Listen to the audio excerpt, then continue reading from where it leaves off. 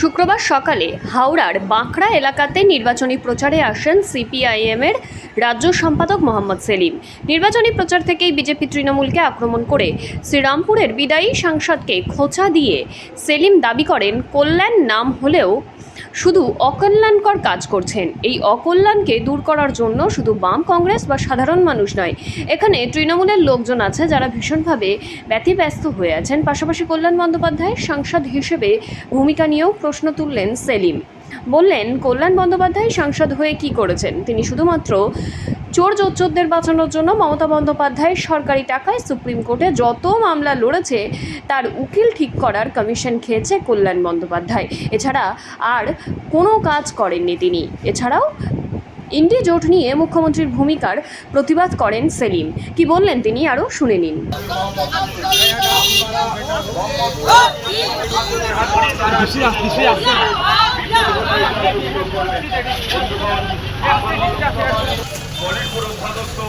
পশ্চিমবঙ্গ রাজ্য কমিটির সম্পাদক কমরেড মোহাম্মদ সেলিম আপনাদের কাছে এসেছেন।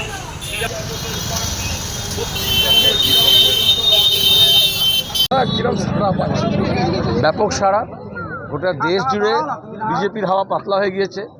যারা 400 পার বলেছিল, মানুষ তাদেরকে এখন 30 পার বলে দিয়েছে। আর বিজেপি যে হাওয়াল কাজ এসেছে, মমতা এখন কি বলবে, হিন্দিতে বলে বোখলা গিয়া, ঘাবড়ে গেছে। রোজ একটা করে কথা বলছে, যে ক্যাকা ছিচি বলেছিল পিসি ভাইবো তারপর বলছে আমি সিএকে সাপোর্ট করছি। তারপর যে বলেছিল ইন্ডিয়া ব্লককে কিছু হবে না, এখন বলছে আমি বাইরে থেকে ইন্ডিয়া ব্লককে সাপোর্ট করব। সকালে বলছে আমি তৈরি করেছি, আমি নেত্রী, আর পরের দিন বলছে আমি বাইরে থেকে সাপোর্ট করব। তো ইন্ডিয়া ব্লক যখন গোটা দেশে বিজেপিকে হারাচ্ছে, তৃণমূলের ভূমিকা কী? এখানে পাড়ায় মস্তানি করা, ঝান্ডা খোলা, এটা কি পাড়ার ভোট? পার্লামেন্টের ভোট। এখানে এই জন্য এসছি, এই বাঁকড়া সলভ এসব জায়গায় দীর্ঘদিন ব্যবসায়ী এলাকা, এখানে তোলাবাজি, মস্তানি, গুন্ডামি পঞ্চায়েত নির্বাচনে, পুর নির্বাচনে আমরা দেখেছি। সেখানে দাঁড়িয়ে শ্রীরামপুরে কল্যাণ ব্যানার্জির বিরুদ্ধে দীপশিরাকে আমরা দাঁড় করিয়েছি। বিজেপি এখানে কে বিজেপি আর কে তৃণমূল বোঝা যাচ্ছে না। সেখানে আমরা পরিষ্কার কথা, হাওড়া শহর হোক, সদর বা শ্রীরামপুর হোক বা হুগলি হোক বা আরামবাগ হোক, বাম এবং কংগ্রেসের সমঝোতা হওয়ার পরে আমরা মালদা মুর্শিদাবাদ থেকে দেখেছি দক্ষিণবঙ্গ পর্যন্ত একটা হাওয়া উঠেছে। যারা মনে করেছিল টেলিভিশন চ্যানেলকে ভাড়া নিয়ে হাফ বিজেপি হাফ তৃণমূল 50-50 করবে, সেখানে দাঁড়িয়ে এখন লড়াইটা হচ্ছে বাম এবং কংগ্রেসের সঙ্গে। বিজেপি হোক বা তৃণমূল হোক, সিপিএমকে গাল না দিয়ে, কংগ্রেসকে গাল না দিয়ে ভাত হজম হচ্ছে না।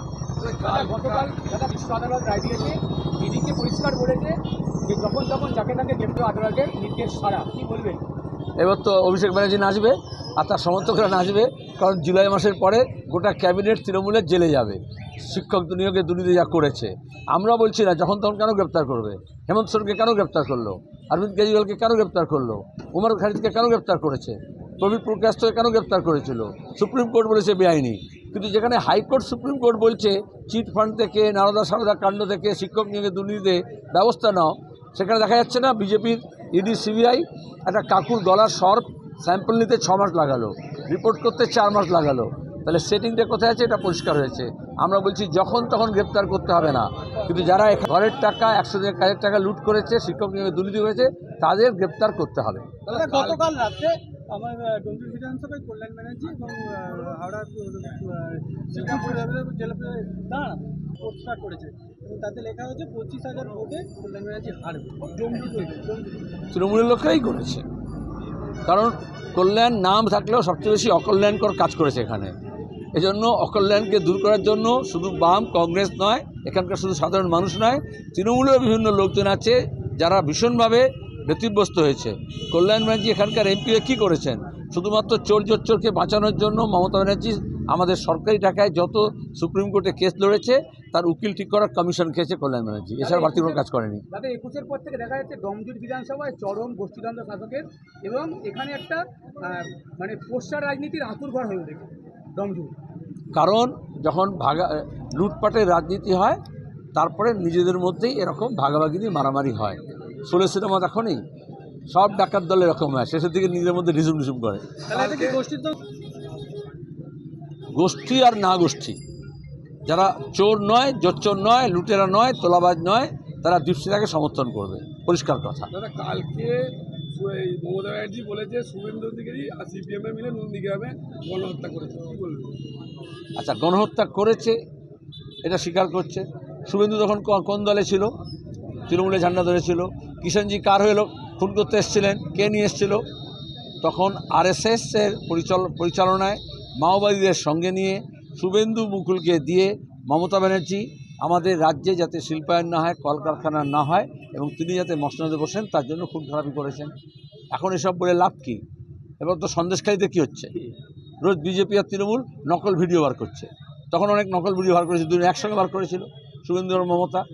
এখন আসল কথা হচ্ছে মমতা, মুকুল, শুভেন্দু, অভিষেক সব চোর। আমরা বলেছি চোর ধরো জেল ভরো। জেলের ভয়ে এখন এ বলছে তুই চোর, ও বলছে তুই চোর। ছোট চোর বড় চোর, আমরা বলছি চোর ধরো জেল ভরো।